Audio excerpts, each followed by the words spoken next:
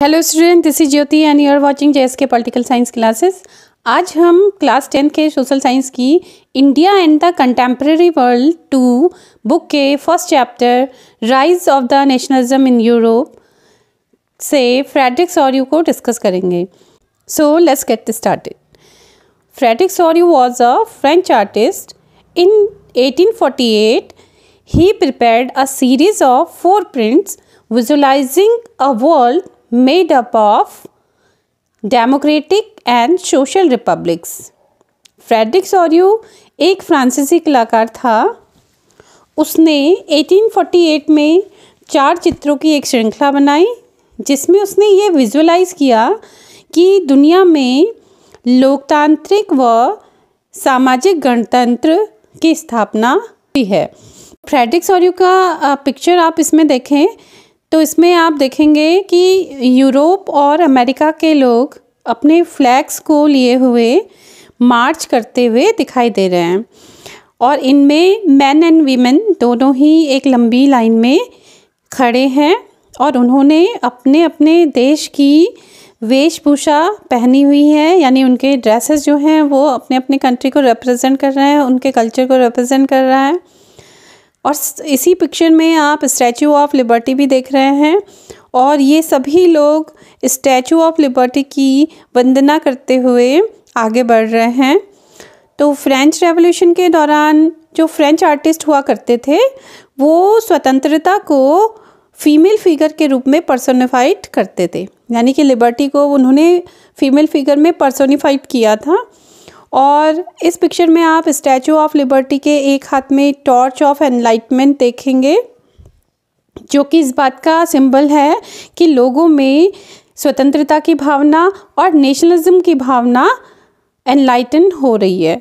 और दूसरे हाथ में चार्टर ऑफ राइट्स है जो कि मनुष्यों का अधिकार पत्र है, यानी कि नागरिक अधिकार पत्र। और स्टैचू ऑफ लिबर्टी के सामने आपको कुछ शैटरिंग्स दिखाई दे रही होंगी, यानी कुछ अवशेष बिखरे हुए हैं जो कि सिंबल ऑफ एब्सोल्यूटिस्ट इंस्टीट्यूशन है, यानी कि निरंकुश शासन का प्रतीक हैं। देखिए, निरंकुश शासन का मतलब होता है कि ऐसा शासन व्यवस्था जिसके ऊपर किसी भी प्रकार का कोई अंकुश ना हो, कोई कंट्रोल ना हो और जो राजा होता है वो अपनी इच्छानुसार शासन चलाता है मनचाहे ढंग से। और इस तरह का जो शासन तंत्र था यूरोप में पहले देखने को मिलता था। और ये जो अवशेष दिखाई दे रहे हैं इस पिक्चर में वो सिंबलाइज़ किया गया है कि जो ये एब्सोल्यूटिस्ट इंस्टीट्यूशन है वो अब समाप्त हो गए हैं। इस पिक्चर में आप देख रहे हैं कि यूएसए और स्विट्ज़रलैंड प्रोसेसन का लीडरशिप कर रहे हैं और क्यों ये इसीलिए दिखाया गया है क्योंकि तब तक यूएसए और स्विट्ज़रलैंड नेशन स्टेट में बन चुके थे और उनके पीछे आप France, Germany, Austria, Kingdom of Sicily, Lombardy, Poland, England, Ireland, Hungary and Russia के लोगों को मार्च करते हुए देखते हैं। पिक्चर में कुछ ऊपर आप तस्वीरें देखेंगे जिनमें बहुत सारे सेंट्स हैं, जीसस क्राइस्ट का पिक्चर है, एंजल्स भी बहुत सारे दिखाई दे रहे हैं।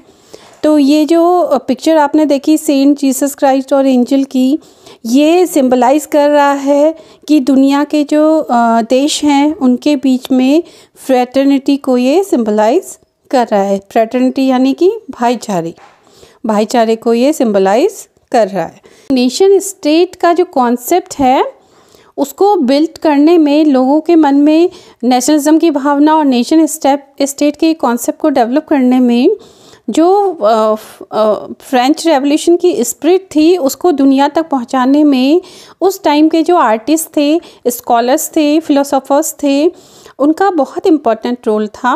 और फ्रेडरिक सॉर्यू की जो ये पिक्चर है इसने भी दुनिया के वर्ल्ड के दूसरी कंट्रीज़ में और स्पेशली यूरोप में नेशनलिज्म की भावना और जो नेशन स्टेट की भावना है उसको डेवलप करने में और लिबर्टी का जो ये विचार था और social democratic and social Republic का जो विचार था उसको लोगों में डेवलप करने में, एनलाइटन करने में एक महत्वपूर्ण रोल निभाया।